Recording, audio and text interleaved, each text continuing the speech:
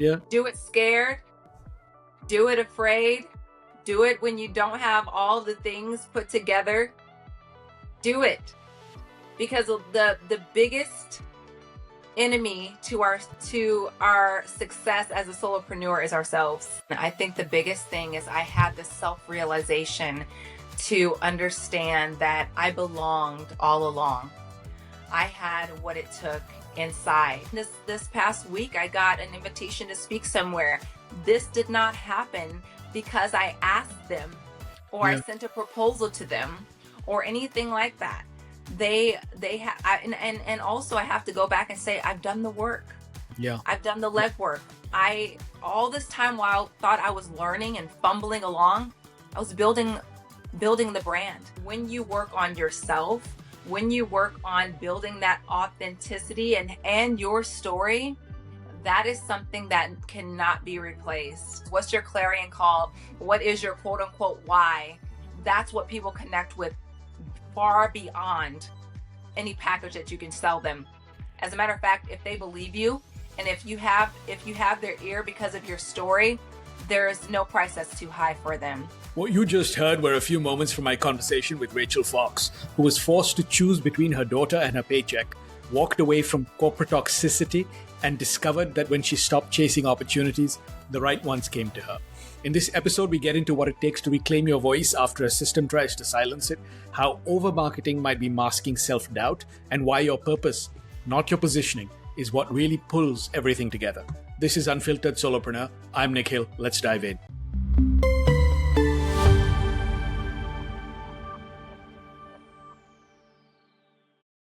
Hello and welcome to a new episode of Unfiltered Solopreneur. I'm your host, Nikhil Vaish, founder and CEO of Boost Solo. My next guest was told to choose between her career and her child. So she walked out, chose purpose, and came back with a doctorate and a mic in hand. Rachel, welcome to the show. Thank you for having me. I'm excited for our conversation. So I'm going to start by us taking you back, asking you to take us back to 2017. On paper, you were a successful project manager, traveling, but behind the scenes, there were cracks, workplace bullying, questions of belonging, and then your daughter got sick. Then the company gave you an ultimatum, come back to the office or resign. So take us back to that moment. What was going through your head? Yeah. First of all, I just really want to thank you for opening up space for me to be able to share my journey into where I am today. When I think back at those moments when I was working in the corporate environment, I was, in my opinion, living my best life. I was traveling. I was actually making a difference in the corporate space. I was going around meeting different people. And I thought at that time that that was just it for me, that I would just climb the corporate ladder and figure it out. And I did not really know anything about workplace bullying, microaggressions, or anything like that until I experienced it. And it was almost a surreal moment when you are met with things that you read articles about, right? I didn't know that was really something that could happen to me. I guess I was naive to think that, but it actually did. And it actually had me to actually think about what would I do if I were not working here? I had thought about starting my own business, but I didn't at the time have the courage to start. I used to go and I had to take cleansing walks outside because of the environment inside of the workplace. I talked to my fellow coworkers who had experienced different things inside the workplace. I was questioned from, when I got up from my desk to not taking initiative to going outside just to get a cup of coffee from my husband. And this is as a salaried worker, right? Yeah. Not at all hourly, but it began to tear away and rip at my what I knew to be true. I knew that I was qualified for this work. I knew that I could do this work. But when someone who you believe to be a leader questions your integrity, questions if you're capable, question if you are taking the job seriously, it really makes you take an introspective look at what's really going on here, and it messes with you psychologically. And so when my daughter became ill, I began to be met with a moment of clarity and chaos, right? I did not realize that I would have to choose between my professional career and my family. And when I was met with that moment of, you've exhausted all of your benefits. Some of my coworkers donated their PTO to me. I was so grateful for that, but that had been exhausted. And the only two options as a pregnant woman with a daughter in the hospital was come back to the office or resign. Wow. Those were my options. And so it was clear to me that God was shifting me into a different direction, but it wasn't any less scary. Yeah, I can't even imagine. I mean, it's like, and like you said, clarity out of chaos, though, right? It is amazing how, when you look back on some of those moments, I mean, I look back on my life too. It's like, I feel like the hardest moments have been the best in terms of the outcomes that I've gotten from them, right? Even though when you're going through them, it feels like it's the end of the road or the tunnel is really dark and you don't see the light. Because, you know, the happiest ones you don't really remember, you sort of gloss over. It's funny, as you get older, I think younger people don't necessarily, they learn that sort of down on their journey. So I totally appreciate that. And I guess in those days there was no recourse either, right? I mean, there was nobody to sort of go to or get help from, or um, within the Yeah. organization. Yeah. No, not there wasn't the way that the organization, when I came into that Yeah. particular corporate environment, there wasn't anyone that I felt safe with, Wow. like human Yeah. resources or anything like that. It almost felt like um, you just keep your head down, do your work. And I would talk a lot with my husband. I would just find joy in meeting with coworkers who shared similar experiences. I just felt as if I were to say something, like I feel like I'm being discriminated against. I feel like I'm being bullied or anything like that. I just felt like it would be a retaliation. And when I started that job, I wasn't married. I was single and I had children. And so my mindset was, be quiet, get Right. this Yeah. get this salary, take care of your children, and the rest will figure itself out. And so I guess for me, although the structure on the outside would have been there for me to make complaints and all things like that, I really thought to myself, do I really want to be in a workplace environment, a where I felt like I was being discriminated against, and then I make a complaint to human resources? It just did not make sense to me to do that. And so many times in corporate environments, when people feel that way, they find community within their other employee groups. Yeah, no, I totally appreciate that. I went through something similar, and in my case, I did, go to the powers that be, and they did nothing. So it was sort of like, like you said, very often it's, you don't know what the outcome is going to be, and you could end up making it worse for yourself, right? And also, Yeah, I know a lot of people, like even my parents told me, at least my generation was like, keep your head down, do your work, and everything will be okay. Somebody will look out for you, and that didn't always work in terms of some of the environments we worked in. that's So right. you after that, you took this leap of faith, right? You threw yourself into building something of your own, but then you also told me you had this launch party and nobody showed up. So that must have been a gut punch, right? So what did you do in the days and weeks that followed to sort of pick yourself up and keep going? Yes. So when I decided that I was going to start my own business, I was still in a really weird position, right? My daughter was in the hospital. I'm this caregiving mom. I'm going through a lot. I'm pregnant. And I felt like that people around me would maybe judge me for wanting to start a business, that I should only be focused on my family. But I still had this desire to do something, to actually work, but in a way that worked for my situation. I could not be in an office building working from 8 a.m. to 5 p.m., clocking out, going to the hospital. That just did not work for me. So what I did was I decided to build in secret. Mm-hmm. So I didn't tell anybody what I was doing. I didn't tell anybody what I was working on. I didn't announce it on social media. I did things in a way in secrecy. And so I made private invitations to people to my launch party. I had my launch party in wintertime. Like, who does that? It just did not work out. And when I say nobody was there, my family was there. My children that I had birthed were there. There were a few people that were there, but the amount of people that I invited and the food that I had planned and all the money I spent on giveaways and gift cards and everything like that, it was just not met with the return on investment. That's what I mean when I say not a lot of people show up. No one that I thought would have showed up outside of my family showed up, and that taught me a lot about what really matters when you're starting.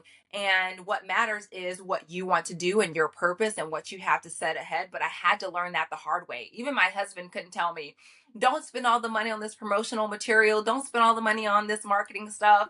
Don't do all this, have the videos and all this stuff like that. And I did all that, but I just did not announce it because I thought, still PTSD from my former employer, that somehow I would get in trouble for stepping into entrepreneurship. There was a lot of things going on, and most of it was internal thinking. And if I would have let all of that go, I think it would have been a much more successful launch for me. But I did it in a way that just showed you what I was going through inside. I was afraid. My confidence had been shot at that moment, and I don't really even know that I had the courage to start a business. I just knew that I needed to do something. And so I pulled together all the things that I knew I could do and I could do very well. And I just said, I'm just going to start. But it was a rocky start because I needed the inner work to be confident enough to say, yes, I'm a business owner. Yes, I'm going to do this. Yes, I have a sick kid and she's very important to me, but I still have passion. I still have purpose. And I didn't know that at the time. Yeah, and you raised a really good point though, because I think that is it's sort of the inner work is one of the things that I found most scary and most gratifying on this solopreneur journey. And I think we all have to go through that, right? Because Yeah. confidence, the corporate world, school, education system does not prepare you for building a solo business. And there are a million books on how to build a startup and a company, but not on how to build a solo, business. That, and I always say, solopreneurs are building the business around their life, just like you described, not the other way around, right? So, Yes. and I think we all, I can share similar stories. This is about you today, but it's like, I totally relate to what you're saying, and I think that confidence is built brick by brick. And I think you have to go through the mud, as I call it, right, to come out the other side. And I think that's one of the most gratifying things about this journey, and also one of the most difficult things, as you sort of traverse it. So now you also talked about making multiple pivots, right? You even went back to the corporate world again, but then you told me something shifted. That you said God told you to stop promoting, and suddenly doors started opening for you without you chasing them. So tell me a little bit about what changed inside, and how did you know this was different from all the other times?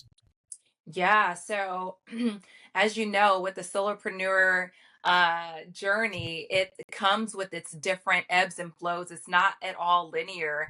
And there are times and seasons to everything. And I found myself in different seasons, especially after the pandemic, where I just, people were in my ear saying, maybe you should try to go back into corporate. And I did go back into corporate, and I learned a lot about who I had become, what I would tolerate and what I wouldn't tolerate. I kind of brought that solopreneur mindset into the corporate environment, and I had a little bit more courage this time. I had a little bit more courage to say what I won't tolerate, and then also have the courage to walk away for something that wasn't serving any purpose whatsoever.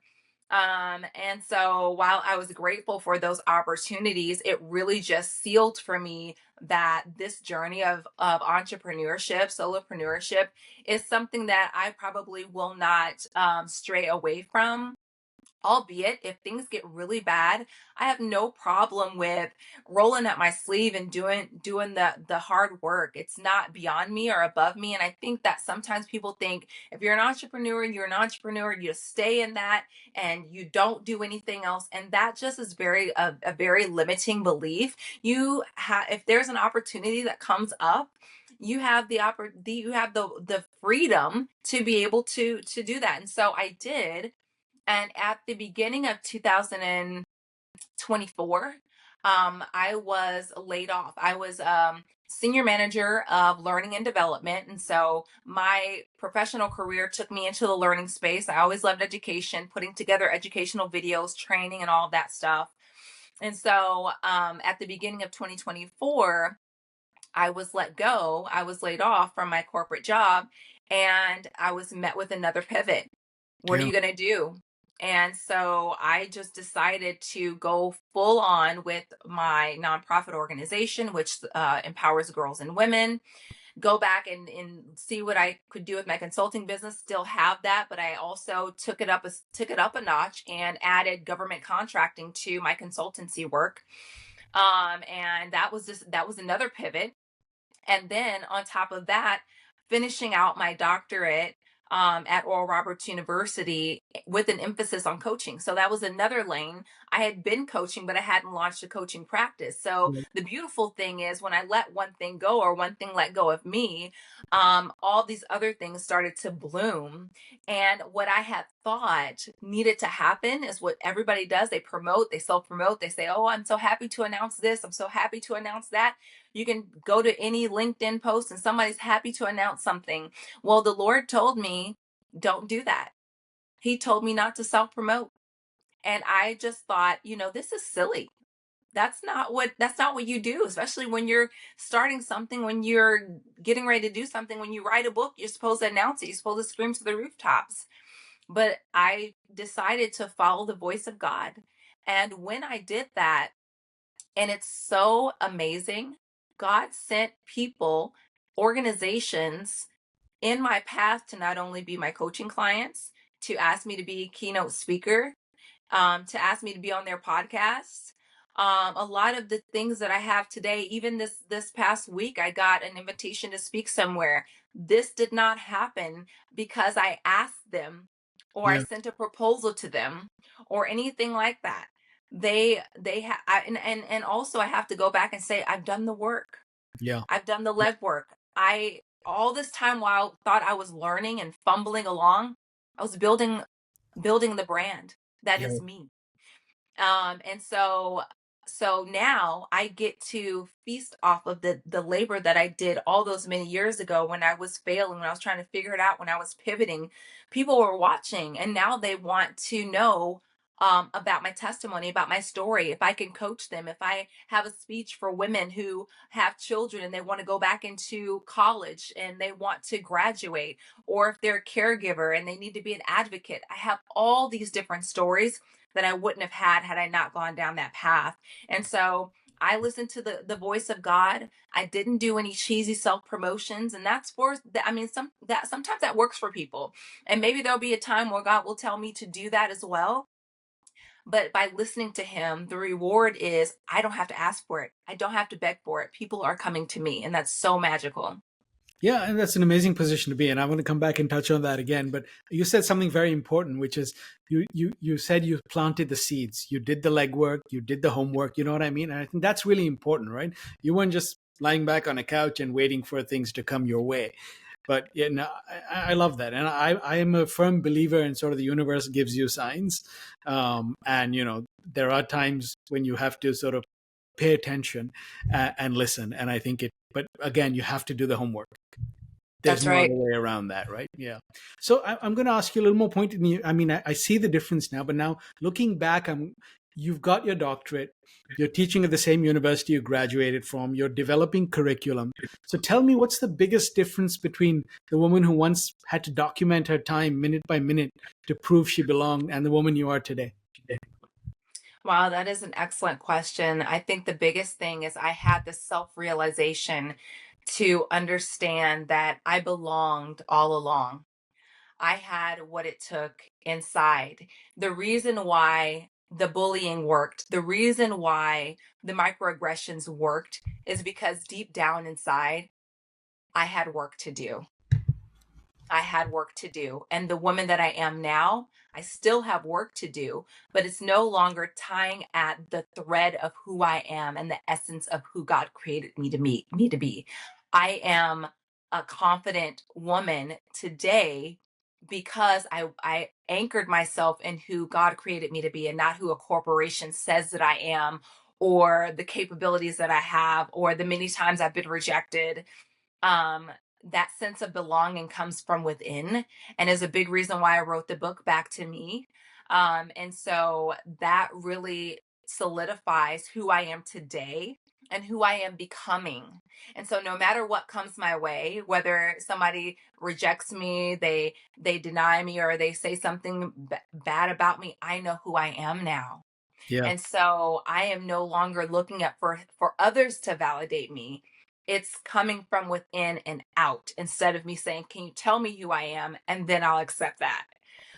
So I think that that's the biggest realization from who the Rachel from before was and who I am today. And the biggest part of that is going through adversity.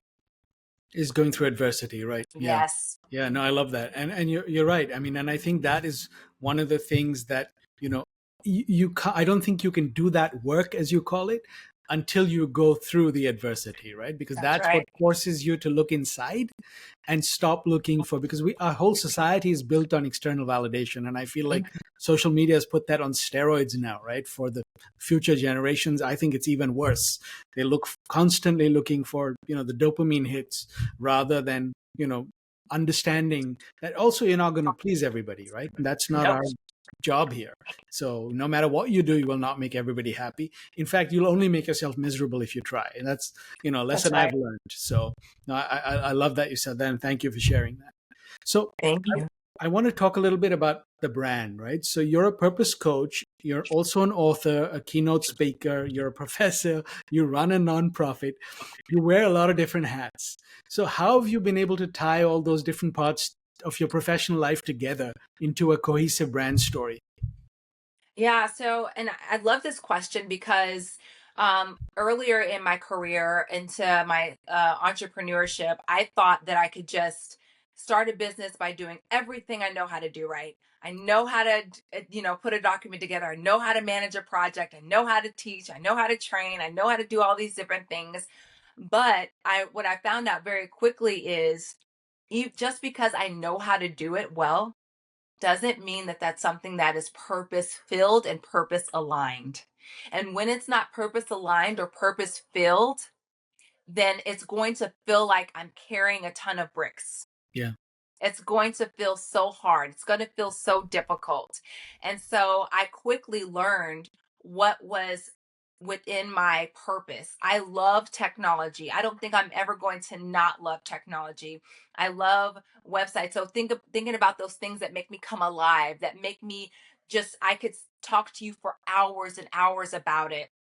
And so I just found those things, technology, creativity, ideation. I love to ideate. I love to pour back into girls and women. The reason why I started my nonprofit was because my daughter was being bullied. A lot of the times our purpose is tied to our pain. Yeah. Um, and so that was just something that was just easy for me to do and realize that, gosh, I'm tied to that too. And education is something that has been a thread in my life all along. How is it that I go into corporate and not only am I doing project management, but part of project management is teaching people how to use the software. So teaching has been there all along. I just needed to go back and get the education to match with the teaching. And I did not see myself being a professor, but here I am today as a professor pouring into students, and coaching them in a way to their success where they will be emerging leaders as well. And so, if you think about all the things that I am, all the things that I am doing, it is very centered and focused on purpose. Yeah. And I'm helping young women find and discover and uncover their purpose. I'm helping professionals find and understand and discover their purpose, whether that's in a corporate environment or whether they start their own thing. I'm helping them to find that thread that has been there all along, because I don't really believe that you find your purpose. It emerges. It emerges when all the stuff is sifted off of you. And sometimes a coach can help you discover that quicker than a life situation happen like it did for me. And so um with my brand and things like that, a lot of people say, oh, you're this, you're that, you're this, you're that, you can do all these different things. And yes, I am a person that has a lot of talents, a lot of skill, a lot of things that God has gifted to me, a larger capacity to do those things. And I used to be afraid to admit that, Yeah. because people will tell you, pick a niche and go with it. Stay in your lane. Well, I have multiple lanes. I have like 6 different lanes. I have a whole bunch of children. I have all these different life experiences. I don't want to be put into a box, and I don't think I should be. Now I am happy and proud to say I'm somebody that has a larger capacity for things that are purpose filled. Mm-hmm. Because if it's outside of my purpose, it's going to feel really hard for me to do that. And it took me a while to really own that, because when somebody comes to me with something, I feel like I need to solve it or I have to solve it, but I don't. I Yeah. don't. If it's not purpose aligned, if it's not purpose filled, then that's not for me to say yes to. It's for somebody else to say yes to. And how dare I be so selfish as to take an opportunity just because it came to me, then take the opportunity that's meant for me. Yeah, no, I love that. And you're right. I mean, there's a thread that runs through it, right? And you clearly have a filter.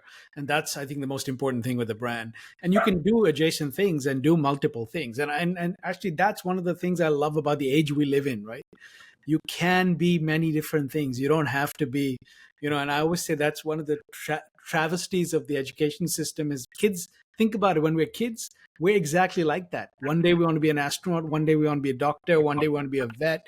One day you want to be a police woman, and Yeah. then when as we go through the education system, we're put in these little boxes and we're told pick a lane. You have to be Mm-hmm. one thing and you can only be one thing. And you have to decide by the time you're 21 what that one thing is for the rest of your life. But I don't Yeah. think the world, that world is has been stripped away uh, for a number of different reasons. So I absolutely love that. Um, Now, you also said that your best keynote opportunities came from word of mouth rather than self promotion, right? Yeah. And that's a great position to be in. But for many solopreneurs who are listening now, they're constantly told you have to really push hard to get noticed, right? You have to be out there. You have to be self promoting. So, what's one piece of advice you would give them about building an authentic online presence without constantly feeling like they have to sell themselves? One thing that I've learned in this industry of solopreneurship and being keynote speaker and everything like that is you have to be able to tap into who that authentic self is and what rings true to you. The best salespeople that I've ever seen or heard or experienced are the ones that are able to tell their story and not give me a compelling argument, not tell me what they're going to get, but I connect with stories. They stick with me. And so, what I would advise anyone out there that's listening to this to do is say, how do I climb? How do I climb to the bottom of, to the top of the barrel and everything like that, where everybody's shouting for noise, everybody's shouting for an opportunity to be seen? Is that when you work on yourself, when you work on building that authenticity and your story, that is something that cannot be replaced. When people are asking for me, they've heard from somebody else, gosh, have you seen this Rachel Fox? Have you been in one of her keynote speeches? Have you heard her MC? Oh gosh, she's so funny. Oh gosh, she's got a powerful story. It's not because, oh, her coaching package is the best I've ever had, or she can design a website like nobody else. It is because when they've been with me, they know that experience with me and them is like nothing that they've ever had before. And it's because I know what I bring to the table. If you know what you bring to the table, then you can come with your story of why you started your business. What's your clarion call? What is your quote unquote why? that's what people connect with far beyond any package that you can sell them. As a matter of fact, if they believe you, and if you have their ear because of your story, there is no price that's too high for them. And once you know that, then it makes sales a lot more easier, because you're not looking for the sale, you're looking for the value that you can provide that nobody else can. Yeah, no, that is brilliant advice, and it reminds me of a quote, and I forget who said it, but it was "Be yourself because everybody else is taken." Yeah, And it's like, and that's absolutely, and you're right. That's also the only thing nobody can copy, because your that's right. story is unique to you, right? Anyone can copy a coaching package or a framework, or all those other things are almost secondary. So I absolutely love that. Um, so if someone Googled you right now, they'd see a very impressive list of roles that you have, right? We just touched on the fact that you're a coach, you're an author, you're a professor, you're a speaker. So let me ask you now, what part of your story or your impact do you feel is not coming through clearly enough yet in your public facing brand? Um, I would say there are a lot of different things that I'm working on that I am being careful and strategic about how I present that out to the world. So, as part of my doctorate, for example, I created an advocacy model, a spirit-led advocacy model called Paraclete, and it is not yet ready for public consumption yet. But I do have questions as far as when I am ready to launch that out into the world, because that's more academic based. How will I marry that into the brand of who I am and who I am becoming? When I launched my coaching practice, I called it something completely different. It was Flourish Coaching and Consulting. But I quickly realized that I am the coach. Yeah. Everything filters through me. So I ditched that, got rid of the domain, and it's just Rachel D. Fox and Co. That's an actual company. I published a book under Rachel D. Fox and Co.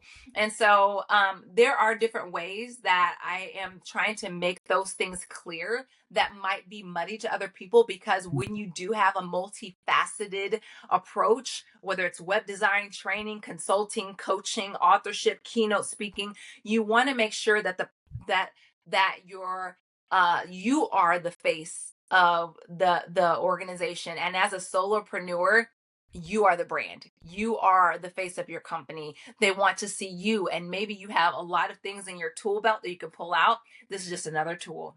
I have an advocacy model, I just launched, and so those are some things that I think about. And I think about, oh, does this deserve a new entity? Does this deserve a new entity? Or does it just all funnel through Rachel D. Fox and Co? So not perfect here. I'm still learning. Um, and so when I have all these different ideas that come through, I think, okay, how is this going to look in the grand scheme of things? Um, and I also make sure that it is something that is tied and anchored to my faith and my purpose. And that's one thing too, when I was walking through my career and things like that, I really wasn't out loud with my faith as I am today, and unashamed about my faith as I am today, because I thought, if I tell people that I'm a coach, that I'm a life coach or a purpose coach, will I lose clients if they don't share my faith?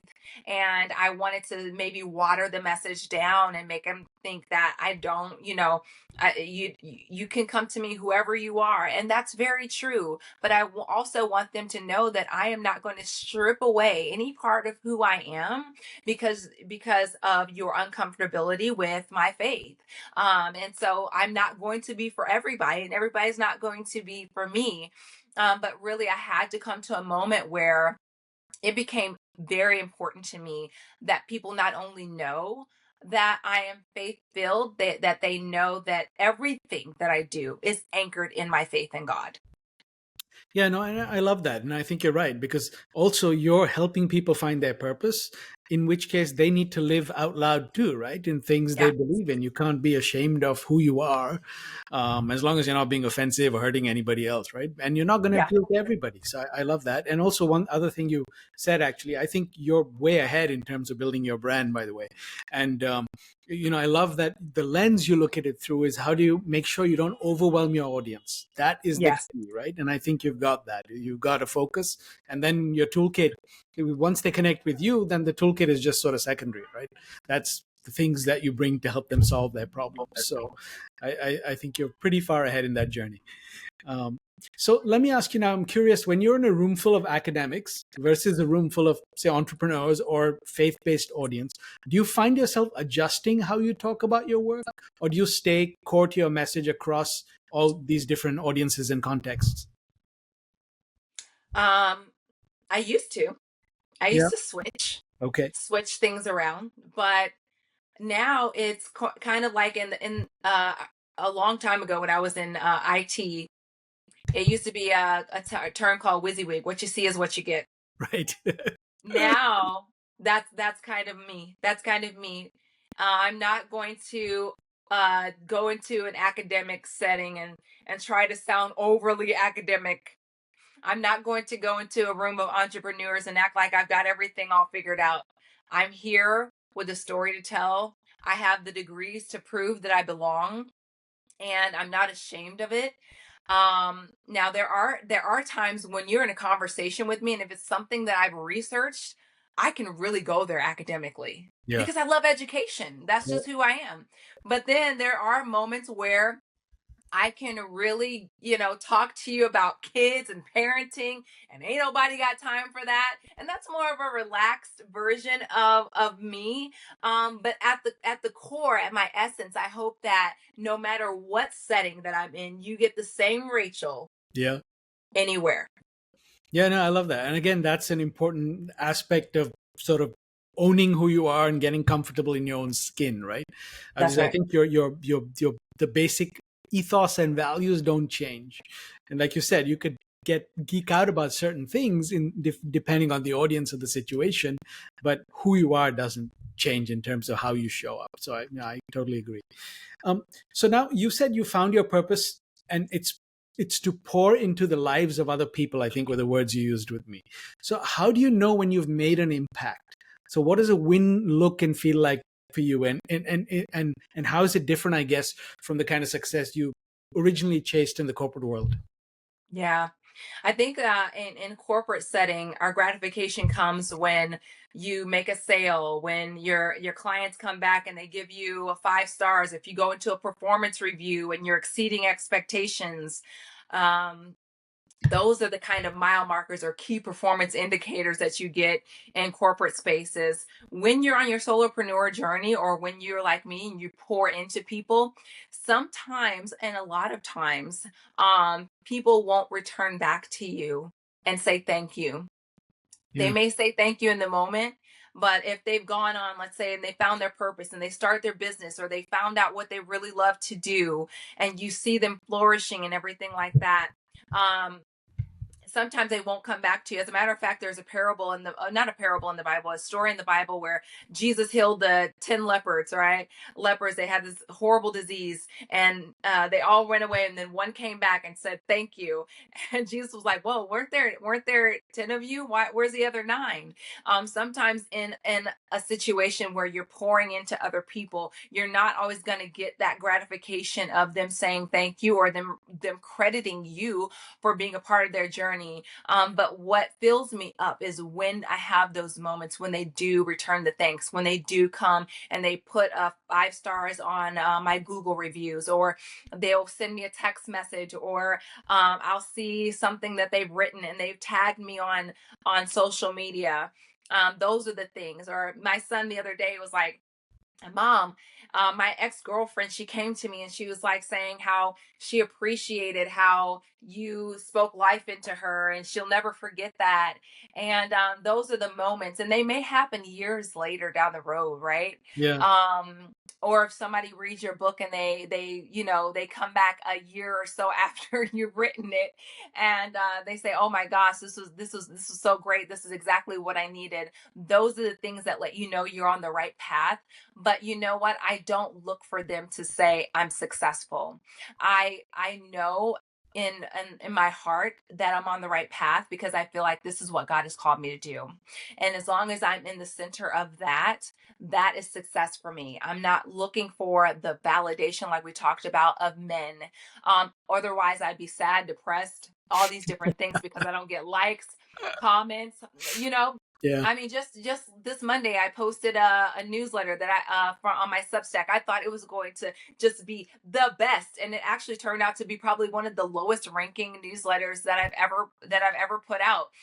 But I wasn't upset about it. It just taught me something. Audience doesn't want to hear about that right now. Maybe it was because it's Labor Day. Instead of taking it personally, I'm looking at the analytics of it all to see what can I tweak, what can I make different for next time. And so the solopreneur journey, what I'm trying to say is sometimes those outward metrics aren't going to be the ones that fill your cup. Sometimes it's going to be the one that says, am I going in the way that I feel in my heart is supposed to be right? And sometimes it's not going to come up right away, because if there's any gardeners that are listening, anybody that's planted a plant, it doesn't sprout up right away. There's no magic juice that you can pour over it. It still has to go through a process. And so it may look ugly at first. It may look messy in the middle, but if you keep going, you are going to see the fruit of what you planted when you first started. Yeah, no, again, I love what you said, because you're right. It's almost like, the gratification, it sounds like, comes from having done the work with the person. And then if they say thank you, that's a bonus, right?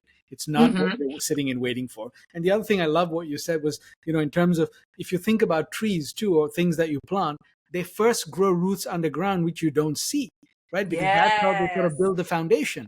And only then do they slowly start growing above the surface. And I that's think people correct. don't, really appreciate that. And also, we live in an instant gratification world, which Oh, doesn't help, right? yes. Everyone wants Don't you miss quick the fix. times when there weren't that where there wasn't internet? Oh Where you yeah, where you didn't constantly see what somebody else was doing and it seemed like they're an overnight success.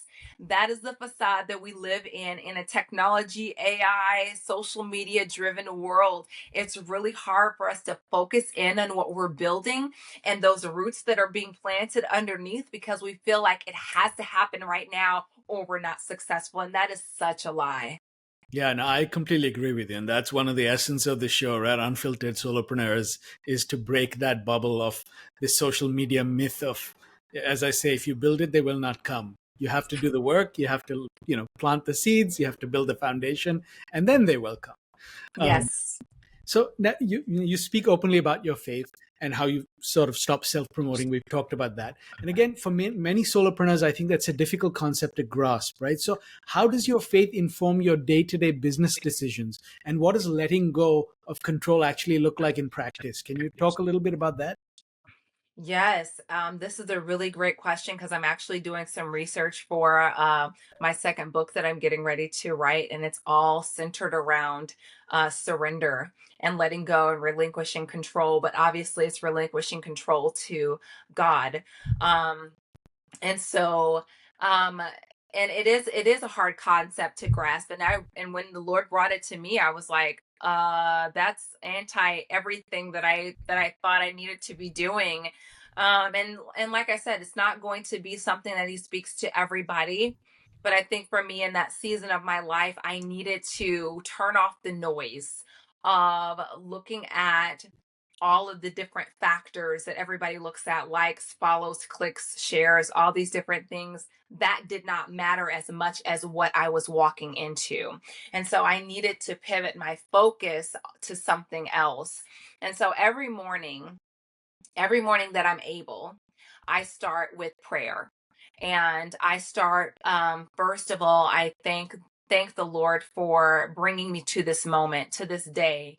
And I ask for guidance. I ask for him to go before me in every meeting, in every podcast, in every situation, in every email, to direct my steps. And for me to not meet moments just as if they're happening by chance, but they're purpose filled. What is it that I'm giving in this moment? And what is it that I am to gain in this moment? And I took an introspective look at that. And I don't think that that happened to me until probably after I turned 40. I just had, I don't know if it's a midlife crisis, but I just had a moment where I was like, man, these moments really have to matter because I Mhm. don't know how many of them I'll have left. Yeah. And so when you think of life that way, it doesn't matter how old you are, how young you are, you have to become very aware of the fragility of life. And when my daughter became ill, that became my, my reason for not hesitating on my dreams, or no matter how scared I was or anything like that, or just going out for things that seemed to be left field for other people. I didn't want to waste any moments, because nothing brings you as close to that as when you watch one of your loved ones hang on to life. And so when I became 40, it just became more paramount to me. And so my faith is something that anchors me. It helps me to really focus in on what matters the most. It centers and focuses my day. And I know when I'm off. I know when I'm off, when I haven't prayed, when I haven't centered in, when I get up and the first thing I touch is my phone. um there's just something that's not in sync with that for me. And so that's what I do. I try to start my days off with prayer. I try to end my days with prayer and gratitude and thankfulness, and really just saying, these are my plans, Lord, but you have full permission to mess them up. And he does. He does. And that's what relinquishing control does. Um, when my daughter was sick and she had a pulmonary embolism, collapsed in my bedroom floor, I could not save her. I couldn't save her life. The only thing that I could control at that time, so I thought, was my education. And sometimes I hold on to things that I feel like I can control while life is going out of control. Yeah. But relinquishing control means that you're surrendering to God the things that are beyond you. I don't know what's going to happen tomorrow. I don't even know what might happen in the next 5 or 10 minutes, but I trust that my life is not my own. I'm here to serve a greater purpose. And when I believe that, and when I know that, it's easier for me to say, okay, I have done the work that I feel like I need to do. The rest will happen. The clients will come. The speaking opportunities will come. The words will come out so that I can create the book. It will all work itself out, because when you try to hold on to vapors, Mm. it just does not work. It stresses you out. It causes you physical and mental anguish. Then when you just open up your hands and say, okay, I'm going to let go on this. I've done all I can do. And Yeah. so that's really how I live my life. Yeah, no, that's beautiful, and I look forward to your next book, because that's a difficult thing for people to do, right? Let go. And I think we spend so much of our brain power and our time and our emotional, um, you know, what do you call it? Resilience on things we have no control over, right? Yeah. We do that, and it's a very hard thing, I think. So I'm in the process right now of sort of letting go of the things that don't matter. And the other thing I love that you said, and a good friend of mine, a very wise friend of mine, told me recently, he's like, rather than, everyone has a purpose and that's good, but he said, be purposeful, right? And it sounds like Mhm. that you do every minute of the day. You ensure that you're not just doing things for the sake of doing them, but you're more purposeful about the way you go about every aspect of your life. And I love that.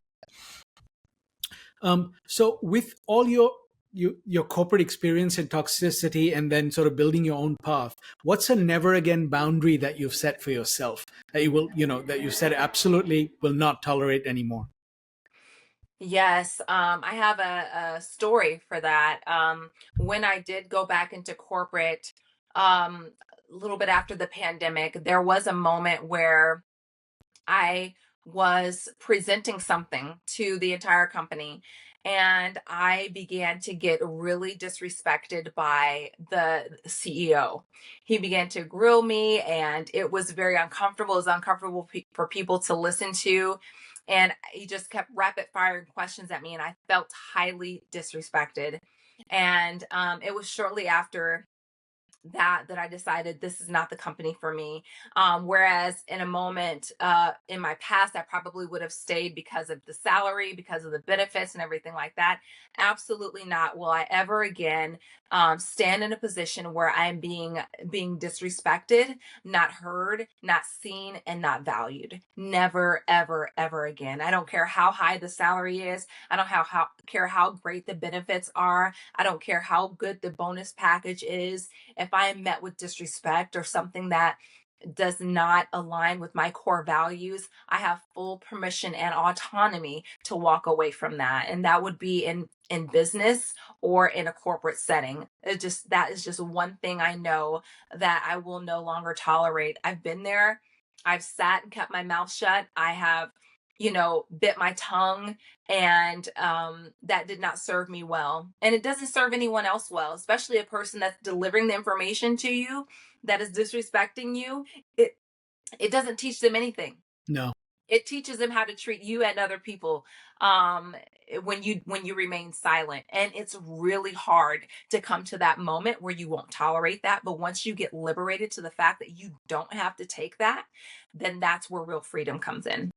Yeah, good for you, and I love that. I mean, you're right again. We do tolerate so much of that, and also we're taught to sort of again just accept it for the benefits that come, right? And also, to Yeah. me, one of the things I've learned is, I've learned to not bother what people think or say now that I've been on my own. Um, Much less, sometimes of course it hurts, but it doesn't. I don't hold on to it. But I think what I've learned is it says a lot more about the other person too, right? I mean, Yes. it to me, that's the way I look at it. I kind of feel, and I don't mean in a, like, I just feel sorry because they're hurting and they're coming from a place of pain, and that's kind of what they're playing out, right? So it's not, and I don't take it personally anymore. So, I agree with you, and I think that's a valuable lesson to learn, an important thing for all of us to do. So you mentioned to me that the biggest teacher for you has been the lessons life has brought you, right? So, what's the most valuable lesson you've learned about yourself on this journey? That's a really good question. I think that, without rushing to answer that, I think that that answer might change over time. If you've ever taken like a personality assessment, Clifton Strengths Finder, any of these other assessments, you'll take them at one point and it's really in alignment with who you are at that moment. And then you take it 6 months later and then it changes. I think if I had to say at this moment, the life lessons that I have taken and I have embraced is to be comfortable and confident with who I am and also who I am becoming. It's okay to leave something undefined. Yeah, You don't always have to have an an answer for the process that you're going through. um you know the past decade of my life has been one of fighting for my daughter's life, discovering other things about myself, the resilience that I have, the purpose that God has built inside of me. And now that my daughter is healed, almost 1 year post open heart surgery, I am learning how to embrace freedom, freedom from the fight, freedom from not, you're when you're in that, you're jolted around all yeah, the time and you're waiting for the other shoe to drop. And now I'm in a different season where I am being invited to experience joy, and that comes with a new territory that I have not yet charted. Joy without pain. Um, and so I'm grateful for where God has brought me. And I would say that you don't really know what you're made of until what you're made of is put under pressure. And I definitely have been refined. I definitely have been placed under fire in the corporate world. I've been placed under fire as a mom. I've been placed under fire as a solopreneur.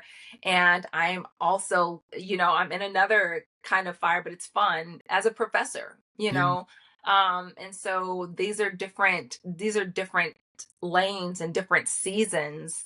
But the one that rises up to the top for me, if I had to put it into one word, is resilience. yeah, yeah. No, absolutely. And I love how you put it as seasons, right? And also, you've said a few times today that you're a work in progress, which we all are, right? We're still on that journey and that path. So, Rachel, if we were to meet again 3 years from now, what would you want to have achieved?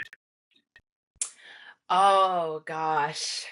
3 years from now, let's see. That would I would hope that my second book would be written and published. Um I would I would really love to have my advocacy framework completely trademarked and out there and in academic settings and in nonprofit organizations going around speaking about that, fully anchored in on that. And in 3 years, I hope that I will have had my passport and that I will have traveled out of the United States. Oh, wow. That's a good goal. I will definitely say visit India, put that on the map. Yes, I would love to. I really would. It's like one of my biggest goals, and I have my passport application all filled out. I'm ready for my appointment. I just have to. Me and my husband just have to make the appointment and go there. And then the next thing is to leave the country and take a real vacation. Yeah, it's travel, I think, is the best cure for mankind, really. So, anyway, so if you could offer one piece of advice to somebody who wants to start their solopreneur journey, what would you tell them? Do it. Yeah, Do it. yeah, Do it scared. Do it afraid. Do it when you don't have all the things put together. Do it because the biggest enemy to our success as a solopreneur is ourselves. yeah, We think we don't have what it takes. We don't have the perfect MVP. We don't have it all put together. Our business plan is clunky.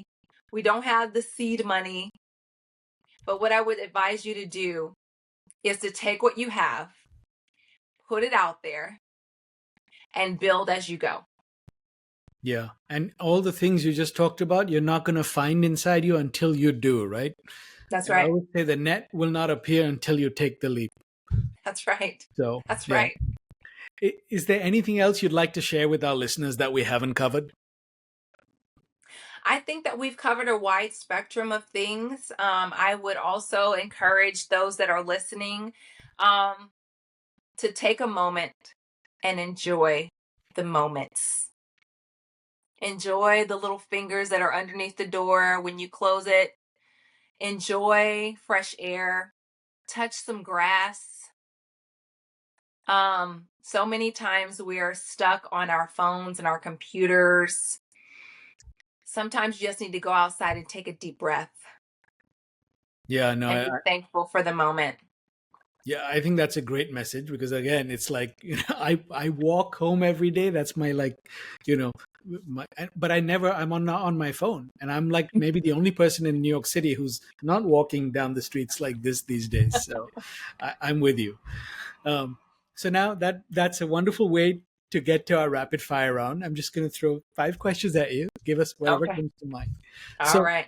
what's your go-to power song or ritual when you need to channel confidence before a keynote speech?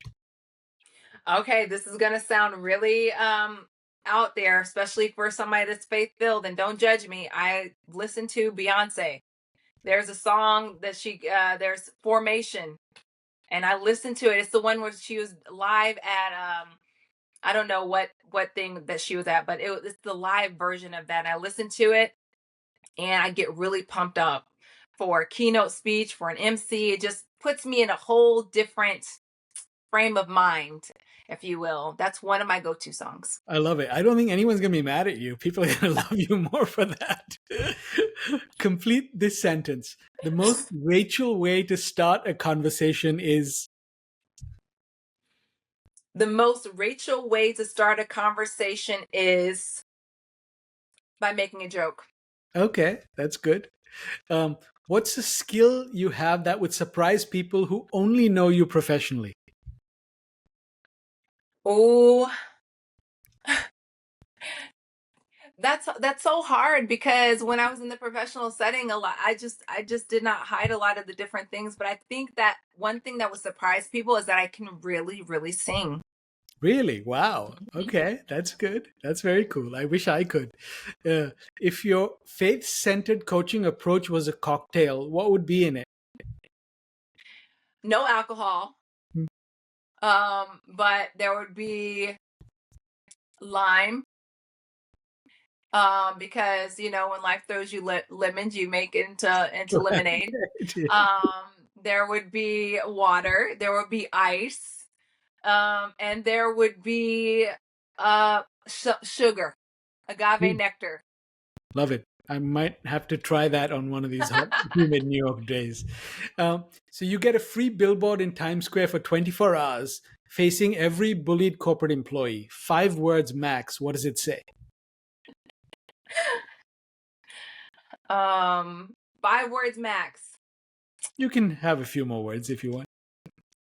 Oh, I just did a campaign, and you might see it on LinkedIn. But I love this. It's called "You Almost Missed Me." That's not even 5. You almost missed me, and that the essence of that is you missed the person that I am, the person that I'm becoming. You've been denied, you've been kicked out, you've been left out, you've been bullied. They miss out on the whole of who you are. That would be on my billboard. I You love that. almost missed me. I love that. I'm going to check out your post. And I think that's the best sort of, if you like, middle finger you can give somebody, right? Without actually giving them one. Yeah. Yeah. Because it's their loss. Well, that's a Hmm. great note to end the show on, Rachel. Thank you so much. I've Thank really you. enjoyed our conversation. Thank you for being so open. And I have a copy of my book for you. I will be shipping that off this week. And I really love to know what part of it resonates with you the most. Absolutely. I look forward to reading it. Thank you so much. Here's what really stayed with me from Rachel's story and how I think you can apply it to your solo journey this week. First, your purpose isn't something you find, it's something that emerges when you stop doing what you were never meant to carry. Rachel tried to turn every skill she had, project management, web design, training, into an offer. But instead of freedom, it just felt like dragging a bag of bricks. Just because you're good at something doesn't mean it belongs in your business. If you're still chasing clarity by adding more strategies, certifications, or service lines, stop. You might be crowding out the clarity that comes from subtraction. Audit your to-do list. What are you doing because of fear or expectation, not alignment? Cut it, create space, let your purpose emerge. Second, package the person, not just the product. Rachel's biggest speaking opportunities didn't come from polished coaching packages or slick messaging. They came because people had been watching her journey through caregiving, job loss, pivot after pivot, and connected with something real. Your story is the one thing nobody can copy, replicate, or turn into a template. So stop opening with what you do. Start with why it matters to you. When someone asks about your business, start with the problem that led you there. Tell them about the moment it all cracked open, the turning point. That's what builds an emotional connection before they ever click, book a call. Third, do the inner work before you try to scale the outer work. Rachel's failed launch party taught her that all the marketing tactics in the world won't work if you're still operating from fear and self-doubt. She was building in secret, spending money on promotional materials while being afraid to actually promote herself. Sound familiar? Before you pour your money into the next course, strategy, or CRM tool, invest in understanding who you are and what you actually bring to the table. Confidence isn't built by collecting certificates. It's built by doing the uncomfortable work of believing in your own value. Finally, remember that sometimes the best marketing strategy is to lead with service, not self-promotion. When Rachel stopped self-promoting and focused on doing excellent work, opportunities started coming to her. This isn't magic. It's what happens when you shift from chasing external validation to creating genuine value. To be clear, this doesn't mean stop promoting yourself altogether, but it does mean that when your work flows from a place of clarity and purpose, people don't just see it, they feel it. During all the years Rachel thought she was failing, people were watching. They saw her resilience, her growth, her honesty. Your next client might already be watching your work. If you take one thing from Rachel's story, let it be this. You don't need anyone's permission to belong in your field. You belong not because someone told you that you do, but because you already did. When you build from a place of inner knowing, not external validation, your business stops being just a hustle and becomes a calling. Thanks for listening to Unfiltered Solopreneur. If you got value from today's episode, subscribe, leave a review, and share it with another solopreneur who needs this message. Until next time, keep breaking free from the corporate grind. And remember, your story is your most powerful asset. Live solo or die corporate.